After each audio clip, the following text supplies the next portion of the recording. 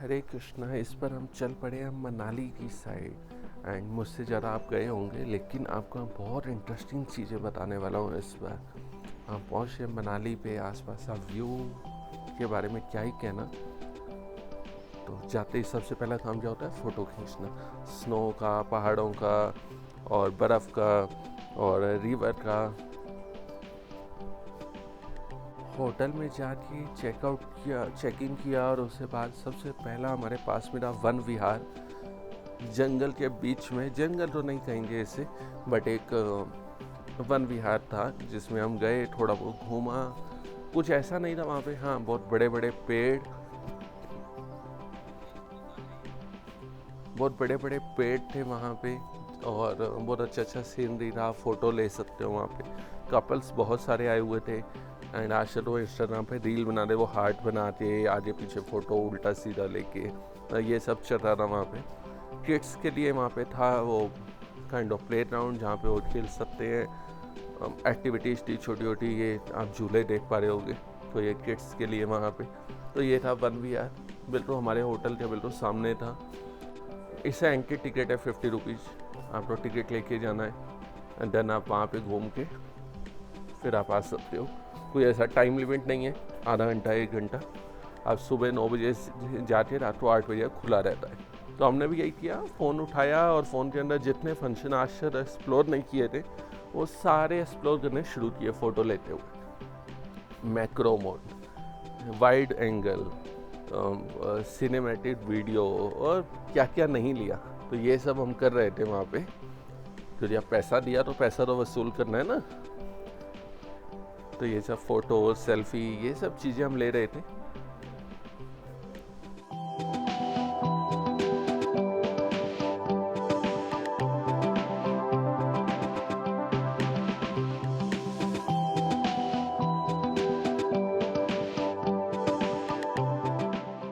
हरे कृष्णा कृष्ण कृष्ण हरे हरे, हरे राम राम राम हरे हरे। हम मनाली में हैं और इस टाइम पे सब लोग राफ्टिंग के लिए गए हैं, काफ़ी लोग। तो अभी हमारे पास बहुत फ्री टाइम है, तो सोचा आपको मैं कहानी सुनाता हूँ। तो यहाँ से जाने के बाद अपने घर पे जाके वो फील नहीं आएगा जो यहाँ फील आ रहा है। तो आपको मैं यहाँ की मनाली की कहानी सुनाता हूँ जो आपने शायद कभी नहीं सुनी। मनाली का मुझे अभी पता चला, इसे देवभूमि कहा जाता है। क्या कहते हैं? देवभूमि। सोचा था कभी। मनाली में हम लोग घूमने आते हैं, पिकनिक के लिए आते हैं, छुट्टी होती है मई जून की, तो यहाँ पे आते हैं, बच्चों के साथ में आते हैं, कपल्स आते हैं, हनीमून के लिए आते हैं। यानी मॉल रोड बहुत फेमस है, तो ये सब चीज़ें। लेकिन देवभूमि ये कोई नई चीज़ आई है, आज तक तो नहीं सुना था। हमें तो कुल्लू मनाली इतना ही पता है कि वहाँ जाना है घूमने के लिए। पैराग्लाइडिंग है, हॉट बैलून राइड है, रिवर राफ्टिंग है और बहुत सारी एक्टिविटी है। एंड देन हम रोहतांग बाईपास जाते हैं जहाँ पे हमें बर्फ़ देखने को, ये सब हमें पता है। बट देवभूमि ये कोई नई चीज़ आई है, ये आज तक नहीं पता था हमें कि ऐसा कुछ होता है। अब मैं सुनाता हूँ आपको यहाँ की कहानी। अभी जिनको थोड़ा टेक्निकल पता है, अभी 7वां मनवंतर चल रहा है और उसमें 28वां चतुर्युग है और उसमें 51th ईयर है। ठीक है, तो ये थोड़ा टेक्निकल, ये समझ आए तो सही, नहीं आए तो कोई बात नहीं। इससे पिछले मनवंतर में इतना तो पता है ना, चतुर्युग चेंज होते रहते हैं।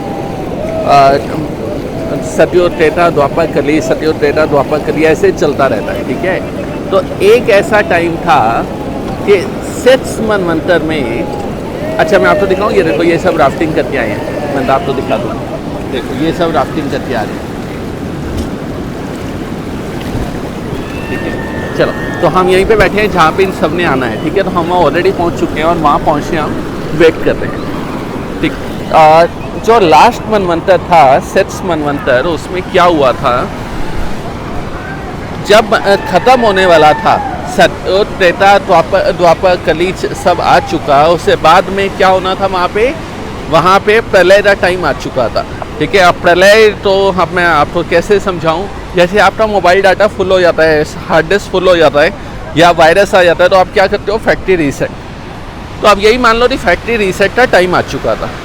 अब फैक्ट्री रीसेट का टाइम आ गया तो प्रलय का टाइम आ जाए, लेकिन उस टाइम पे आप क्या करते हो, कुछ इंपॉर्टेंट अगर इन्फॉर्मेशन हो आपके पास में तो आप वो डिलीट नहीं करते, आप सेव कर लेते हो। सेम काम होता है विष्णु का। उन्होंने क्या किया, दिया प्रलय का टाइम आ जाए, लेकिन जो मेरे इंपॉर्टेंट भक्त हैं उनका क्या किया जाए, उनको तो बचा के रखना है ना। तो उन्होंने क्या किया, मैं आपको कहानी सुनाता हूँ। 6 मनवंतर जो मनु महाराज थे वो गए सुबह स्नान करने के लिए, और स्नान करते हुए क्या करते हैं, नदी में ना अर्घ्य देते हैं, मतलब वो ऐसे हाथ में जल लेके ना ऐसे देते हैं, सूर्य देव को, पितृ को, इन सबको हम जल अर्पण करते हैं। अब वो जल अर्पण करने के लिए गए सुबह, जब जल देने गए तो हाथ में छोटी सी मछली आ गई। अब मछली आ गई तो मछली बोलने लगी, और क्या बोली, महाराज महाराज मुझे छोड़ना मत। अब वो तो जल दे रही, आंखें बंद थी, आंखें खोली, देखा कहाँ से आवाज़ आ रही है, इधर नहीं इधर नहीं, आवाज़ कहाँ से आ रही है। तो फिर देखा, अरे मछली बोल रही है, छोटी सी मछली बोली, महाराज आपका धर्म है कि आपके राज्य में सभी जीव जंतुओं की रक्षा करना, नॉट ओनली मनुष्यों की। तेरे हाँ वो तो है, तेरे आपका धर्म है। ये नदी आपके उसमें आती है, तेरे हाँ जी आती है। कह रहे नदी आपके उसमें आती है तो नदी में रहने वाली मछली भी मैं आपके राज्य का पार्ट हुई, कह रहे हाँ जी हुई। तेरे आपके राज्य का पार्ट हुई तो मेरी रक्षा करना आपका कर्तव्य है। तेरे हाँ, तो तेरे टेंशन क्या है ये तो बता। तेरे टेंशन ये है कि जब आप मुझे यहाँ पे छोड़ोगे तो यहाँ पे बड़ी मछली है, वो छोटी मछली तो खा जाएगी नहीं, ठीक है। तो यहाँ पे बड़ी बड़ी मछली है जो मुझे खा जाएगी, तो यही मेरा टेंशन है। तो मनु महाराज ने बोला तो क्या करना चाहिए, कहते आप देखो आपको मेरी रक्षा करनी है, कहीं तो बचाओ आप मुझे। तो मनु महाराज क्या किए, वो छोटी सी मछली को, जैसे आप लाते हो ना एक्वेरियम लेके आते हो, छोटी छोटी मछली लेके आते हो, तो ऐसे ही वो भी एक छोटी सी मछली को, अच्छा खाने के लिए नहीं, उसको बचाने के लिए घर पे ले आए। अब छोटी सी थी, उसे क्या किया, वो हाथ में लोटा होता है ना, एक लोटा, आप में लोटे में रख दिया, उसमें पानी डाल के उसमें मछली रख दिया। चलो जी ठीक है। अब राजा अब आए थे तो वो नहाने गए, नहा के वापस आए तो देखा लोटे में से आवाज़ आ रही है। उन्होंने सोचा यार क्या हो गया, अभी तो मछली को बिठाया था यहाँ पे, ये आवाज़ कैसे आने लगी। तो उन्होंने देखा लोटे में मछली पूरी फिट हो चुकी है, मतलब बड़ी हो रही है मछली उसी टाइम, मतलब with in span of few minute, जब तक राजा नहा के आए इतने में मछली बड़ी हो गई है और बोलने लगी, राजा मुझे बचाओ, ये लोटा में तो छोटा पड़ रहा है।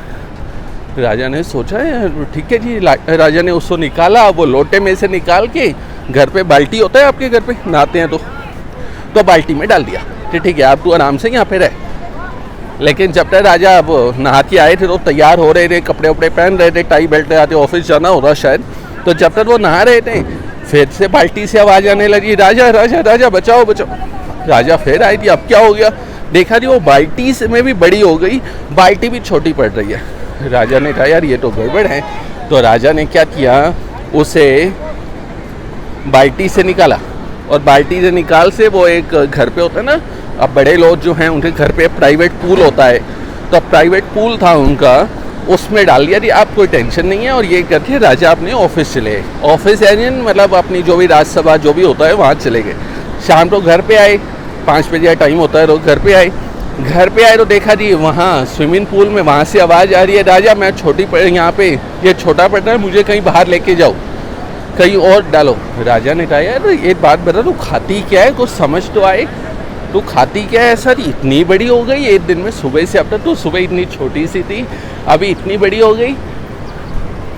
तो राजा ने क्या किया, उसे लेके नदी में डाल दिया, ठीक है। यदि नदी में डाल दिया, आप कोई टेंशन नहीं है, नदी में डाल दिया तो अब बहुत बड़ा है, ठीक है। लेकिन नदी में जैसे ही डाला, वो नदी में भी इतनी बड़ी हो गई, इतनी बड़ी हो गई, फिर से इमीडिएटली राजा तो आवाज़ लगाने लगी, राजा ये नदी छोटी पड़ रही है, कुछ करो आप। अब राजा परेशान कि राजा ने उसे उठा के समुद्र में डाला, समुद्र में। अच्छा ये राजा कहाँ रहते थे, मनु महाराज ये दक्षिण में रहते थे। अब दक्षिण में आपको पता है ना, नदी है वहाँ पे, और वहाँ पास ही में समुद्र है। आप कहीं भी चले जाओ, चेन्नई चले जाओ, रामेश्वरम चले जाओ, कन्याकुमारी चले जाओ, या इस साइड में बॉम्बे साइड चले जाओ, तो समुद्र ही है पूरा।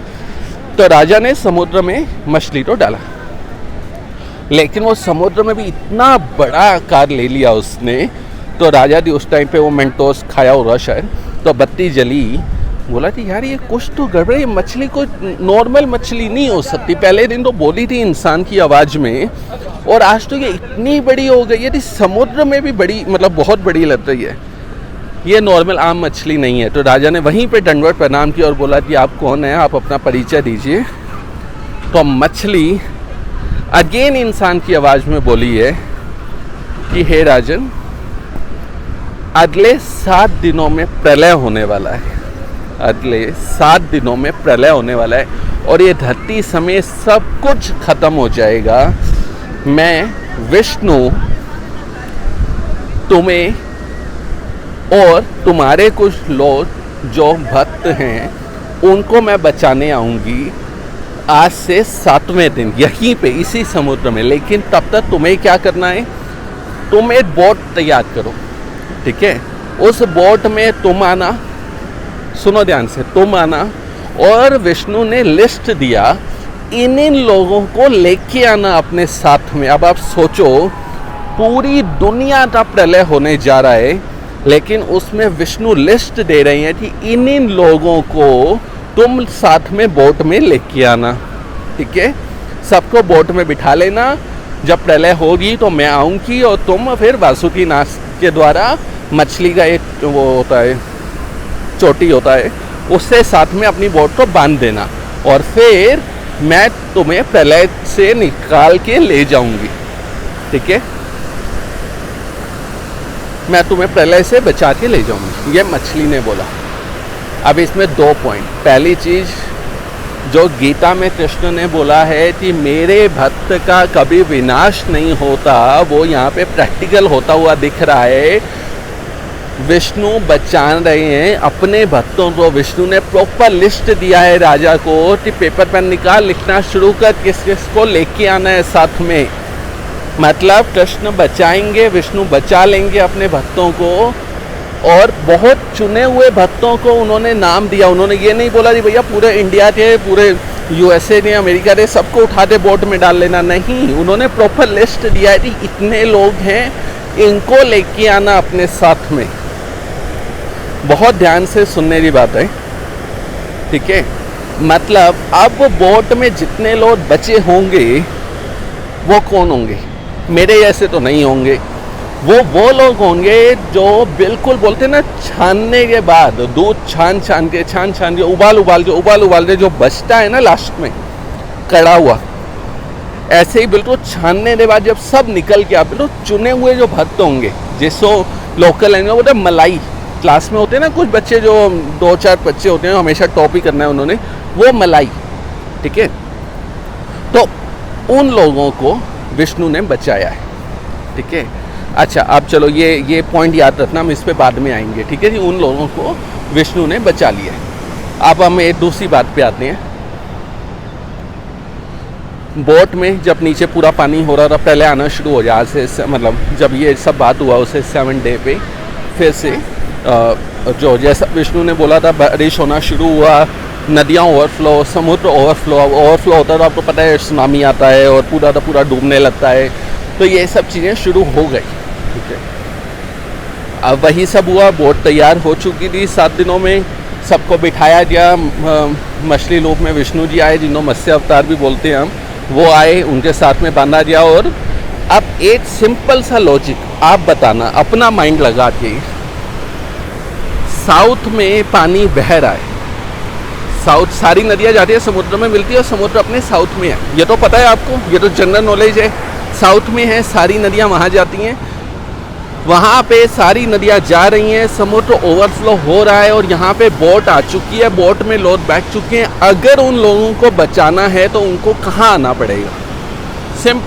सिंपल अपना लॉजिक लगा के, अपना माइंड लगा के बताओ कि अगर कहीं पे स्पॉट नदी आ रही है, ठीक है, अब नदी में एकदम से ओवरफ्लो होना शुरू हो जाए, आपको बचना है तो आप कहाँ जाओगे? नदी के अपोजिट डायरेक्शन में जाओगे। दिस इज कॉमन सेंस, ठीक है। एग्जैक्टली यही हुआ। बोट में लोग बैठे हैं, मत्स्य अवतार ने उस बोट को सेल करना शुरू किया, उसे साथ में ले जाना शुरू किया, लेकिन कहाँ? साउथ से नॉर्थ ईस्ट साइड में, ठीक है, साउथ से नॉर्थ की साइड में, और वो तैरते तैरते तैरते क्योंकि इतना ओवरफ्लो सब डूबने लगा था, तो उनको कहाँ लेके आए, हिमालय में उनको लेके आए। क्योंकि बचने का और कोई जगह ही नहीं था। आपको अगर बचना है नीचे पानी का बाढ़, अच्छा अभी मुझे नहीं पता आपने कभी नोटिस किया या नहीं, जब हम छोटे शहर में कभी कभी बाढ़ आ जाती थी तो हम क्या करते हैं, नहीं यार घर के अंदर रहो, और ज़्यादा बाढ़ आ रही है घर की छत पे चढ़ जाओ, ठीक है, ऐसा होता भी है, आपने कभी देखा हो न्यूज़ में, तो घर की छत पे चढ़ जाओ।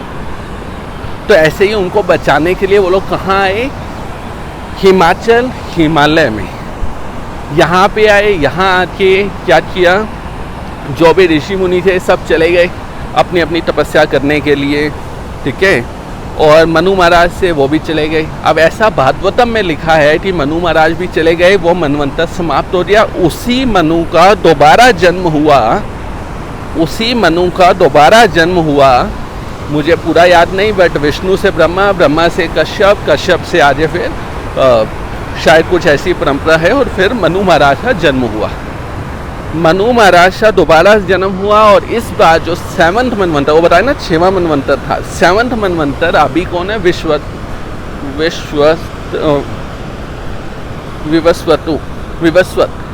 मनु है, ठीक है, तो विवस्वत मनु है जो ये पूरा मनवंतर चल रहा है। विवस्वत मनु यहीं पे आए, और अब की बार यहाँ आए, यहाँ पैदा हुए या यहाँ आए, उन्होंने देखा यार पिछली बार साउथ में बड़ा पंगा हुआ था, एक तो पहले आ गई बारिश आई, आंधी आई, तूफान आया, प्लस वहाँ पे गर्मी बहुत ज़्यादा होती है, इधर ही रहते हैं, क्योंकि ऋषि मुनि भी इधर ही हैं, अपन इधर ही बैठते हैं, तो वो मनु महाराज यहीं पे रहने लगे, ठीक है।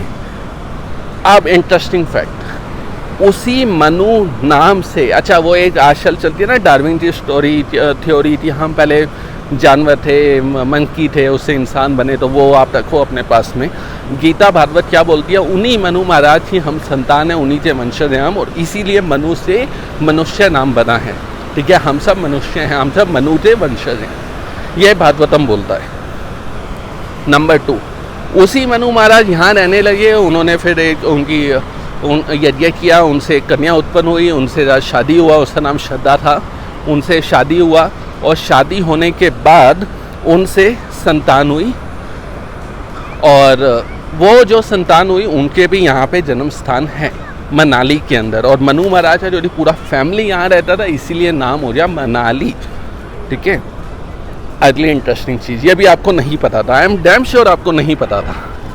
अच्छा अगली चीज़, इसे देवभूमि क्यों बोल रहे हैं, ऋषि मुनि सब यहाँ रह गए, तपस्या किया, मनु महाराज यहाँ पे रहे, मनु महाराज जो ने विष्णु तो स्तुति की थी यहाँ पे सारे देवी देवता यहाँ आके रहने लगे, इसीलिए आप देखो तो उत्तराखंड, हिमाचल इस साइड में गंगोत्री, केदारनाथ, बद्रीनाथ, बहुत कुछ है, बहुत सारे पवित्र स्थान है यहाँ पे, और इसीलिए इस जगह तो देवभूमि भी बोला जाता है।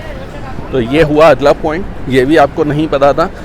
अब एक बड़ी इंटरेस्टिंग स्टोरी जो आपने कभी सोची भी नहीं होगी, मनु महाराज का पहला जब वो यज्ञ कर रहे थे तो उनको पुत्र चाहिए था, क्योंकि उनको प्रजा की उत्पत्ति करनी थी, उनको संसार आगे बढ़ाना था, ठीक है। तो क्या हुआ, उनको पहला पुत्र चाहिए था। अब उन्होंने क्या किया, जो भी ऋषि मुनि तो थे ही यहाँ पे, उन सबको बोला कि भाई देखो मुझे पुत्र चाहिए तो तुम यहाँ पे यज्ञ करो। अब वो यज्ञ करने बैठ गए, ठीक है। अब मनु महाराज बड़े आदमी हैं, गए होंगे बाहर पानी पीने, कोई फ़ोन वोन आया होगा, तो पीछे से जो वो थी उनकी पत्नी थी, और बोले देखो मेरे पति को ज़्यादा पता नहीं है, एक काम करो ये थोड़ी सी डोनेशन लो, ये मैं अपनी लैंग्वेज में बता रहा हूँ, ठीक है। थोड़ी डोनेशन लो, और डोनेशन लेके पुत्र नहीं चाहिए मुझे, पुत्र ही चाहिए, ठीक है। तो अब जो भी थे साधु, उन्होंने वो मंत्र पढ़ने शुरू कर दिए कि बेटी हो, ठीक है। अब बेटी हो ऐसे मंत्र पढ़ने शुरू कर दिए उन्होंने, लेकिन मनु महाराज अब वापस अपना फ़ोन रखने के बाद आते हैं ना, वो कभी कभी बीच में यज्ञ के बीच में फ़ोन आ जाता है, अटेंड करने के बाद वापस आए जब, तो उन्होंने देखा थी यार ये मंत्र तो बेटी वाले हैं, तो उन्होंने वो बोलते हैं राजा तो अब टेढ़ी आंख दिखाई थी, नहीं मैं तो बेटा चाहिए। तो अब क्या हुआ, जो ऋषि मुनि थे उन्होंने बेटा वाले मंत्र पढ़ने शुरू कर दिए, ठीक है, वो फिर कभी गए होंगे फिर बेटी वाले, तो ऐसा ना बड़ा कन्फ्यूजन सा हो गया, लेकिन उनको बेटा ही हुआ। यहाँ बहुत इंटरेस्टिंग है कुछ, दिखाऊँ आपको, अगर आप देख पा रहे हो ये चीज़ देख पा रहे हो।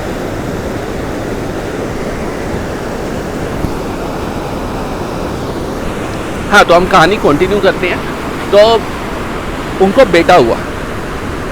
अब बेटा था, बहुत सुंदर था, सब सही था, लेकिन वो बेटा एक बार अपने साथियों के साथ और घोड़े पे कहीं पे वो जाते ना शिकार करने के लिए, पहले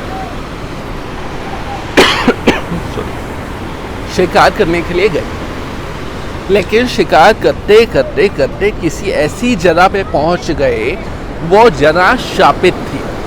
अब वो क्यों थी वो एक अलग कहानी है, बट एक ऐसी जगह पे पहुंचे जहाँ जिसका नाम है इलाव्रत। इलाव्रत वाली ऐसी जगह पे पहुंचे। अब ऐसी जगह पे पहुंचे तो पहुंचे, वहाँ जाके क्या हुआ कि जितने भी पुरुष थे वो सब स्त्री बन गए। अब ये किसको क्या बोले, तो यार बड़ा ही ऐसा मतलब होने लगा कि यार हम तो पुरुष थे, हम स्त्री कैसे बन गए।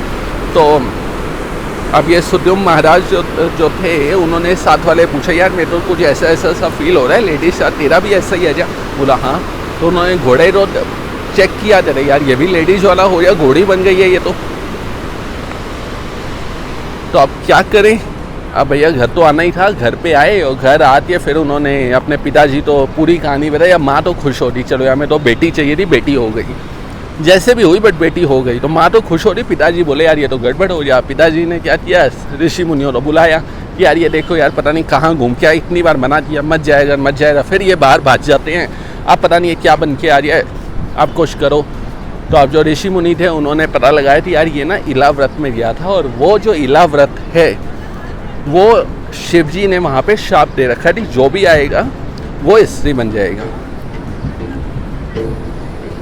तो अब क्या करें, उन्होंने बोला एक काम करो, शिव जी की आराधना करो, शिव जी कोई ना कोई उपाय बता पाएंगे।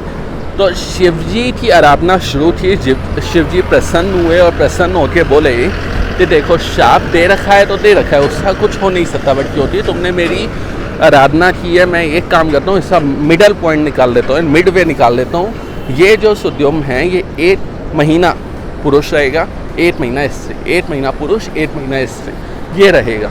चलो मनु महाराज बोले चलो कुछ तो अच्छा है, कुछ तो हो रहा। तो 1 महीना वो रहते थे पुरुष, तो वो राज्य करते थे सब कुछ, 1 महीना स्त्री, तो फिर वो लेडीज वाले काम करते थे, फूल चुनना, सब्जी काटना, ये करना, बाहर बगीचे में जाना। और अब लेडीज हुई तो उनका नाम क्या रखा जाए, तो उन्होंने नाम रखा इलाव्रत में होता है, इसका नाम भी क्या रखते हैं, इला, तो इला नाम रखते हैं, इला नाम रखते हैं। वो जो इला है उसका जन्म स्थान यहीं है, मनाली के पास में है, ठीक है। तो इला, अच्छा वैसे इला की आपको छोटी सी कहानी बताऊं। इला जब वो लेडीज के रूप में थी तो एक बार ऐसे ही आए कोई राजा, मुझे नाम याद नहीं है, शायद बौद्ध या बुद्ध, कुछ ऐसा नाम था, ये वो बुद्ध नहीं, बुद्ध आए और उनके साथ में शादी भी हो गया उनका, और शादी होने के बाद में शादी भी हो गया, शादी होते हैं उनकी फिर आगे पुरोरवा संतान हुई, फिर उससे आगे परंपरा चली, और परंपरा चलते चलते चलते चलते ऐसे उन्हीं के वंश में यदु आए, और यदु के वंश में कृष्ण का जन्म हुआ। तो यहीं पे हम रुकते हैं ये स्टोरी पार्ट 1 की, फिर हम आगे कंटिन्यू करेंगे। एक बार मेरे साथ बोल दीजिए, हरे कृष्णा कृष्ण कृष्णा हरे हरे, हरे राम राम राम हरे हरे। Thank you. हरे कृष्णा, जय जगन्नाथ।